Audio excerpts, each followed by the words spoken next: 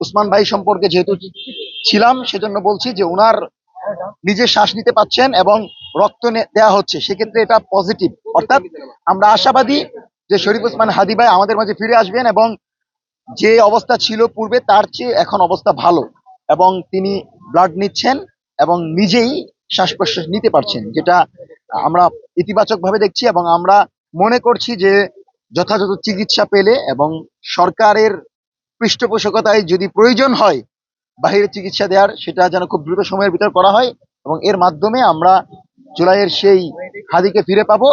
এবং আমরা মনে করছি যে ইন্টারিম সরকারকে একটা বিষয় স্পষ্ট করতে হবে যে আপনারা কি জনগণের কাতারে দাঁড়িয়ে কথা বলবেন, না কোনো প্রেসক্রিপশন, কোনো আধিপত্য, কোনো বহিরা বহিরাগত শক্তির পরামর্শে কথা বলবেন? আপনি যদি জনগণের কাতারে কথা বলেন, ওয়াসিম মুগদের চেতনাকে লালন করেন, তাহলে আপনি 6 ঘন্টার ভিতর সে আসামিকে গ্রেফতার করবেন। একটা রাষ্ট্রের এতগুলো নিরাপত্তা ব্যবস্থা, DGFI, NSI, police, RAB, BGB, তারপরেও কি করে প্রায় 24 ঘন্টার বেশি সময় একটি হত্যাকাণ্ড ঘটানোর চেষ্টাকারী বাহিরে থাকে? নিরাপত্তা বাহিনী কি করে? সেই জায়গা থেকে আমরা খুবই উদ্বিগ্ন, আমরা প্রতিটা নাগরিক উদ্বিগ্ন। আমার নিরাপত্তা নিয়ে শঙ্কা, আমার ভাইয়ের নিরাপত্তা নিয়ে শঙ্কা, পরিবারের নিরাপত্তা নিয়ে শঙ্কা। কারণ আমাদেরকে বলা হচ্ছে তোরা জুলাই জঙ্গি, তোরা জুলাই মাঠে নেমেছিলিস। আমরা বলে দিচ্ছি আমাদের জান যাইতে পারে, আমরা আমাদের জুলাই যেতে দিব না। এই জমিনে ইনসাফ কায়েম যতক্ষণ না হবে ততক্ষণ পর্যন্ত এই হাদিরা থাকবে। এই ওয়াসিম মুগদের চেতনাকে লালন করে জুলাই ভিত্তিক রাষ্ট্র বিনির্মাণের স্বপ্ন বাস্তবায়নের লক্ষ্যে আমরা মাঠে আছি, থাকবো।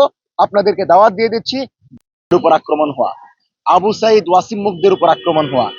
আজকে শরীফ ওসমান হাদির উপরে আক্রমণের মধ্য দিয়ে এটি প্রমাণিত হয়ে গেছে যে এই বাংলাদেশের নিরাপত্তা ব্যবস্থা, প্রশাসন, স্বরাষ্ট্র মন্ত্রণালয় সম্পূর্ণ যেটাকে বলে নিষ্ক্রিয়।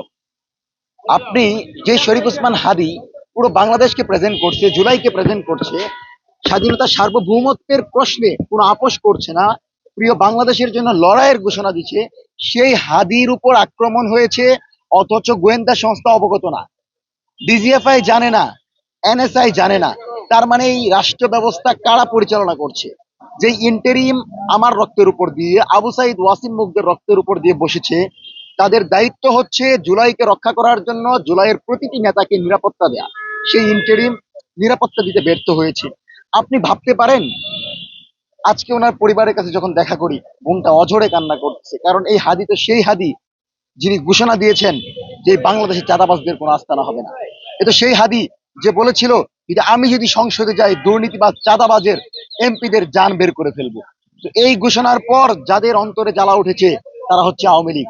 এই আওয়ামী লীগ অপশক্তি সরাসরি ভারত থেকে পরামর্শ করে তাদের সরাসরি কিলিং মিশনের অংশ হিসেবে জুলাইয়ের প্রথম সারির যোদ্ধা, প্রিয় বাংলাদেশের যোদ্ধা শরীফ ওসমান হাদির উপর আক্রমণ করেছে। এবং ক্রমাগত আমি মঞ্চ 24-এর দায়িত্বে আছি, হয়তো খুব বেশি পরিচিত না, কিন্তু যারা আছে প্রতিটি ব্যক্তিকে, সংগঠনকে ধরে ধরে তারা হুমকি দিচ্ছে। আমাদেরকে বলা হচ্ছে তোরা যেখানে থাকবি তোদেরকে গুলি করা হবে। আমাদেরকে বলা হচ্ছে জুলাই জঙ্গি। এটার জন্য কি জীবন দিয়েছে আবু সাইদ? ডক্টর ইউনূস স্যার যখন ক্ষমতা নেই তিনি বলে ছাত্ররা আমাকে নিয়োগ দিয়েছে। সেই ছাত্রদের নিয়োগ পেয়ে আজকে আপনি বিবৃতির সরকার দেখাচ্ছেন। এই বিবৃতির সরকারকে আমরা ঘৃণা করে প্রত্যাখ্যান করছি। আমরা মনে করছি এই সরকার যদি আগামী 6 ঘন্টার ভিতর এই হত্যাকারীকে, যে হত্যা চেষ্টার জন্য শরীফ ওসমান হাদির উপর আক্রমণ করেছে, তাকে যদি গ্রেফতার করতে না পারে, স্বরাষ্ট্র উপদেষ্টাকে কিভাবে নামাইতে হয় সেটা আমরা দেখব। এই রাষ্ট্রে ভারতের কোনো পরামর্শ চলবে না, দিল্লির পরামর্শ চলবে না।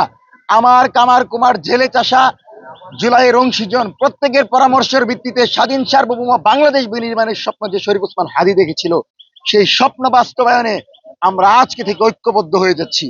এবং আজকে থেকে আপনারা জানেন শাহবাগ আজ সারাদিন লাগাতার কর্মসূচি ঘোষণা করা হয়েছে এবং বাংলাদেশকে রক্ষায় দিল্লির মসনদে আঘাত করে বাংলাদেশের পুত্র সন্তান, স্বাধীন বাংলাদেশের সার্বভৌমত্বের নেতা তারেক রহমান কিন্তু ইতিমধ্যে দেশে আসার ঘোষণা দিয়েছেন। সুতরাং আমরা সবাই ঐক্যবদ্ধ। আমাদের এই ঐক্যবদ্ধ লড়াই প্রমাণ করে দিল্লির কোনো আধিপত্য, দিল্লির কোনো আগ্রাসন বাংলাদেশে প্রশ্রয় দেওয়া হবে না। সেজন্য আমাদের জায়গা থেকে হতাশার কিছু নেই। আপনারা ভাবতে পারেন আমরা হয়তো গুলি, বুলেট, এই ধরনের আক্রমণ থেকে পিছনে চলে যাব। আমরা যে জীবন নিয়ে অগ্রসর হচ্ছি সেটা হচ্ছে শাহাদাতের তামান্না, সেই শাহাদাতের তামান্নাকে লালন করে যতক্ষণ পর্যন্ত না জুলাইয়ের যে আকাঙ্ক্ষা ছিল আবু সাইদ ওয়াসিম মুগদের যে ইনসাফ ভিত্তিক রাষ্ট্র বিনির্মাণের আকাঙ্ক্ষা ছিল সেটি পূরণ না হবে, ততক্ষণ আমরা মাঠে থাকবো।